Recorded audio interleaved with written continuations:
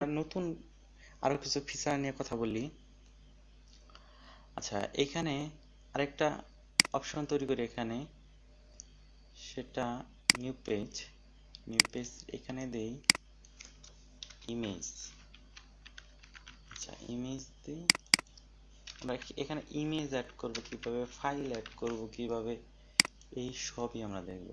আচ্ছা, ইমেজ দেওয়ার পরে এখানে ব্ল্যাঙ্ক করে দেই, ব্ল্যাঙ্ক করে দিয়ে আমরা এখান থেকে ইমেজ হচ্ছে আপলোড এখান থেকে আমরা এই ইমেজটা সিলেক্ট করি।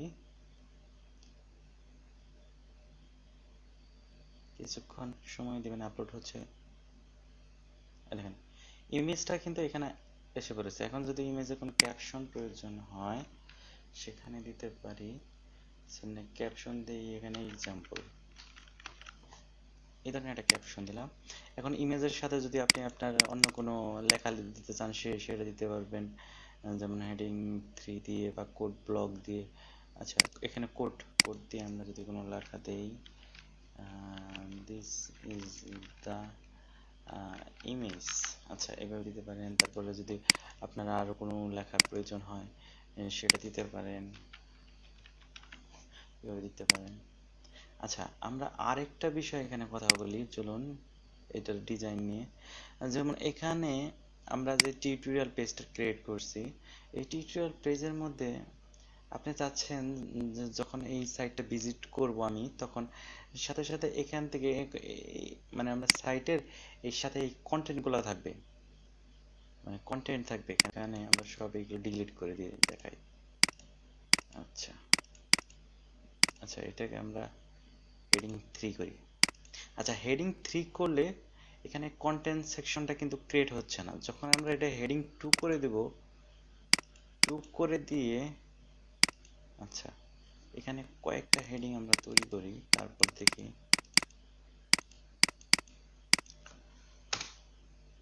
আচ্ছা, হেডিং 2। আচ্ছা দেখেন এখানে কিন্তু অলরেডি তৈরি হচ্ছে, এই দেখেন এখানে কন্টেন্টের একটা অপশন তৈরি হচ্ছে। আচ্ছা, এখানে আমি this is the second section. আচ্ছা, এটা কি কাজ করে আমি সেটা দেখাচ্ছি আপনাদের। আমরা দেখেন এখানে আমরা কিছু কন্টেন্ট সেট করি এখন, তাহলে এই জিনিসটা আপনারা ভালোভাবে বুঝবেন। এখানে একটা কন্টেন্ট সেট করলাম, আবার এইখানে একটা কন্টেন্ট সেট করি।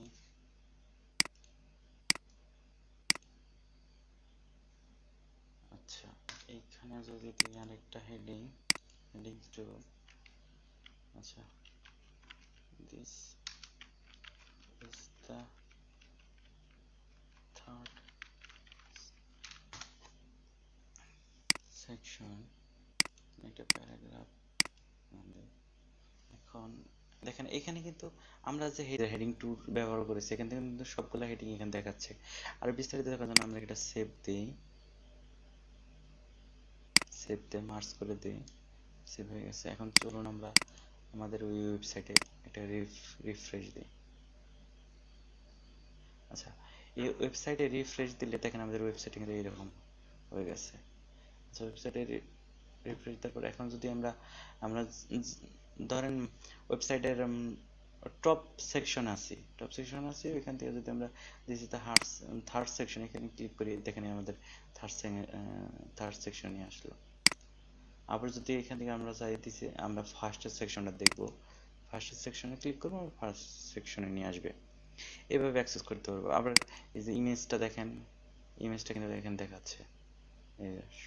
আপনি যেই স্টাইল করবেন এখানে সব দেখাবে।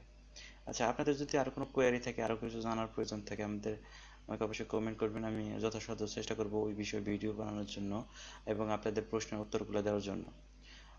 ভালো থাকবেন সবাই, আর অবশ্যই চ্যানেলটা সাবস্ক্রাইব করবেন আর আমাদের সাথে থাকবেন। ধন্যবাদ।